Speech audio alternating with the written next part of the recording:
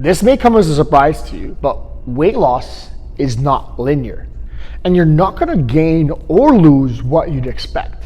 And a big reason why people discount an approach is for that reason, because they have this idea of a linear approach. And I think it's because people misunderstand what calories out really are. And I think it's one of the reasons why people discount their calories in, calories out model. It's because they don't understand what it consists of. When I'm talking about calories in, it's pretty straightforward. It's like, what are you eating? Now, technically, some things are more bioavailable than others. You can digest them slightly different. So there's slight, I guess, context to that. But when we're talking about calories out, it's much more complex. So what does calories out consist of, right? So this is the resting metabolic rate. This is the amount of energy that you utilize at rest. It's a good way to consider it as keeping the lights on, keeping everything functioning in your body, breathing, thinking, heart beating, all that stuff, right? Then there's a thermal effect of food. You're burning sometimes energy to digest food. And some foods take more energy to burn than others. Protein being the main one, the most important one we're going to talk about here, right? Approximately 10% of the calories that you eat, give or take, that energy is used to digest and to store that food. So you probably shave 10% off in terms of what the thermal effect of food is. I don't want you to take that and try to account for it in your tracking. That's a side note. But consider, part of what you're expending in terms of energy is actually digesting and storing food, about 10%. Now, the rest of the energy that we're expending is both non-exercise activity, thermogenesis, NEAT, and planned exercise.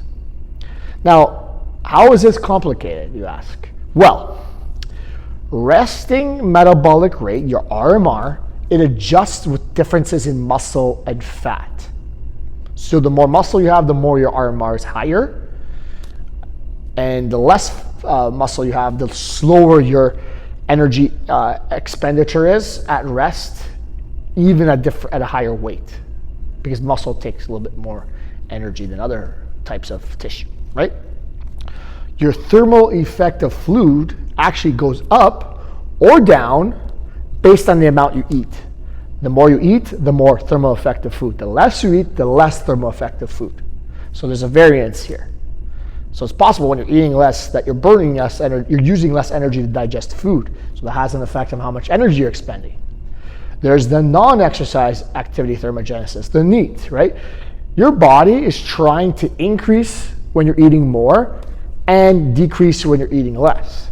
Now, there's a genetic component to this. There's what's considered the spendthrift and the thrifty models.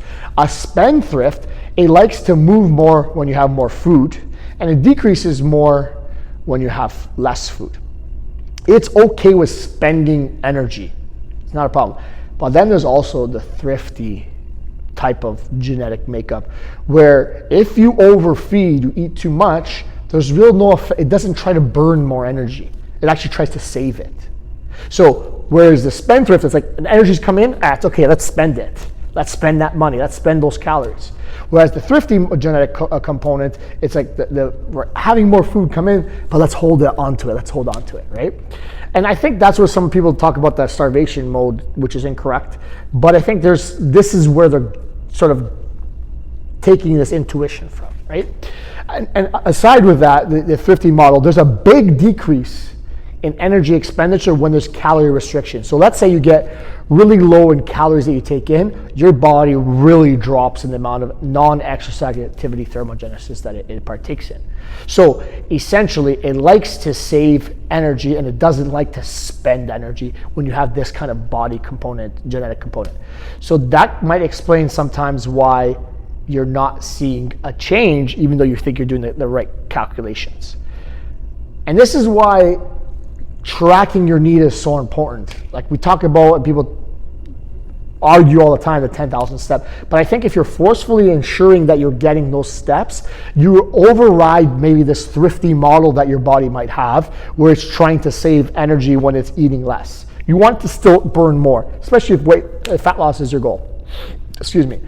Physical activity and exercise, you decrease the amount of calories you burn when you weigh less.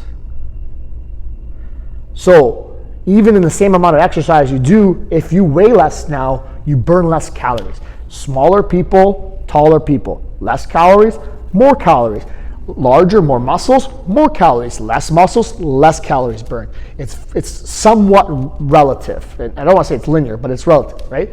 So when you decrease the amount of calories you're burned, it's because you're weighing less in the same amount of exercise.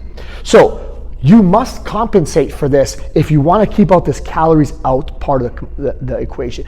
Calories in is pretty easy to consider and to measure, right? So when you're in a deficit, your body doesn't want to burn as much because of all these things I've outlined. So you must compensate for it. So with more fat loss, the longer you're burning fat and losing fat, your body's resting metabolic rate is going to come down. The thermal effect of food is going to come down. You're going to use less energy at non-exercise activity, like just spontaneously, and you burn less energy while you're doing the exercises themselves. So how do we combat that? Make sure you have the most amount of muscle possible, make sure you're tracking your calorie expenditure, and try to maximize it all the time. And maybe over time, you might have to get to 12,000 steps and not just 10,000 steps, because just naturally you're burning less calories in that same 10,000 steps. But we'll talk more about that in the future. The point is, weight loss is not linear, and there's no way you can discount CICO, calories in, calories out, unless you misunderstand what it's made of. And I hope by this quick little video today that you understand it a little bit better.